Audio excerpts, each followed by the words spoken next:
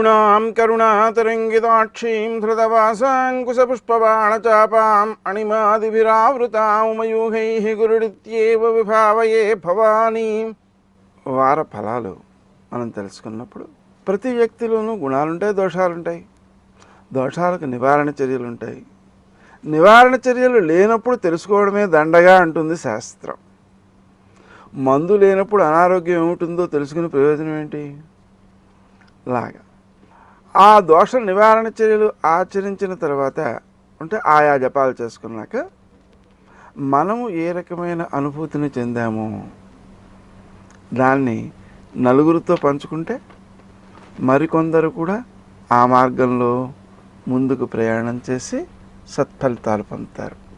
కాబట్టి ఈ వారఫలాలు విన్నాక దానిలోని మంత్రాలు జపించిన తర్వాత మీకు కలిగిన అనుభూతులను కింద కామెంట్స్లో కనుక మీరు వ్యక్తీకరించినట్లయితే అది మీతో పాటు నలుగురు కూడా పంచుకుని మార్గాన్ని నిర్దేశం చేసుకుంటారు.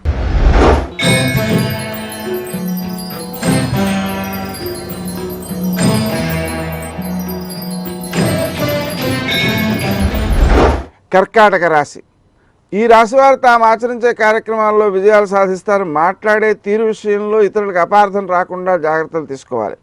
సజ్జన సహకారం బాగుంటుంది. ఆధ్యాత్మికంగా ఉన్నతమైన వ్యక్తులను దర్శించే అవకాశాలు కూడా ఉంటాయి. పనులలో ఆలస్యాలు చోటు చేసుకున్నప్పటికీ కూడా వాటిని జయించగలుగుతారు. ప్రయాణాలు అధికంగా చేసేటువంటి అవకాశం ఉంది. వృత్తి విషయంలో కూడా ఈ ప్రయాణాలు మేలు చేసేవిగాను సహకరించేవిగాను ఉంటాయి. స్నేహ సంబంధాలను వృద్ధి పొందించుకుంటారు. రావాల్సిన సొమ్ము చేతికి అందుతుంది. వచ్చిన సొమ్మును సద్వినియోగం చేసుకోవడం అవసరం. వృత్తిలో స్థానచలన అవకాశాలు ఉన్నాయి. ఆ స్థానచలనం మీరు అనుకున్న చోటికి లేదా మీకు ఉపకరించేటువంటి ప్రదేశానికి జరిగే నిమిత్తమే శ్రీ రాజమాతంగే నమః అనే మంత్రాన్ని జపించుకోవడం తప్పనిసరి. గతంలో మనం ఎవరికైనా బాకీ ఇచ్చి ఉన్నట్లయితే తిరిగి వచ్చే అవకాశం ఉంది. ఆ వచ్చినటువంటి సొమ్మును సద్వినియోగం చేసుకోవడం కోసం భద్రపరచుకోవాల్సిన ఆవశ్యకత ఉంది. అలా కాని పక్షంలో త్వరితంగా అది ఖర్చు అయిపోయే ప్రమాదం ఉంది. ఆరోగ్య విషయంలో జాగ్రత్త కోసం క్రీం అచ్యుతానంత గోవింద అనే మంత్రాన్ని బాగా జపించడం ద్వారా ఎక్కువ మేలు పొందగలుగుతారు. ముఖ్యంగా ప్రతి 10-15 నిమిషాలకి కాసిని మంచినీళ్లు తాగడం ద్వారా మీ ఆరోగ్య పరిస్థితిని ఇంకా మెరుగుపరుచుకునే అవకాశం ఉంది. మీలో రోగ నిరోధక శక్తి, విజయశక్తి కూడా వృద్ధి చెందే అవకాశం ఉంది.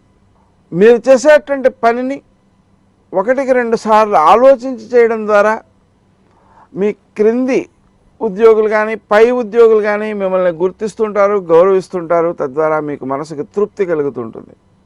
ప్రతి పనిలోనూ కూడా భవిష్యత్తులో ఏవి కార్యక్రమాలు ఉన్నాయి అనే దాన్ని ముందుగానే ప్రణాళికలు సిద్ధం చేసుకుని వాటికి సరి అయిన మార్గనిర్దేశం చేసుకుంటూ మనం చేసే పనికి మార్గనిర్దేశం చేసుకుంటూ ఇతరులు చేసే పనికి మార్గనిర్దేశం చేస్తూ ఆ పనులు ఎక్కువగా ప్రజలకు ఉపకరించేలాగా రూపుదిద్దాల్సిన అవసరం ఉంది.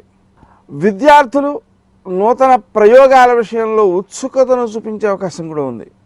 ఆ కారణంగా మీరు చేసేటువంటి పనులు మేలు చేసేవిగాను ఇతరులకు ఉపకరించేవిగాను రూపుదిద్దుకుంటాయి.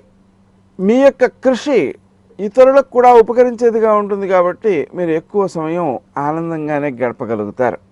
ఆరోగ్యపరంగా తీసుకునేటువంటి చర్యలు ఏవైతే ఉన్నాయో వాటిలో ముఖ్యమైనటువంటి అంశం తన శరీరంలో ఉండేటువంటి రుగ్మతలను దూరం చేసుకోవడం కోసం ఆ అమ్మవారి యొక్క అనుగ్రహం కోసం చేసేటువంటి ప్రయత్నాలు సత్ఫలితాలను ఇవ్వడం కోసం శ్రీ దుర్గాయే నమః అనే మంత్రం చాలా బాగా ఉపకరిస్తుంది.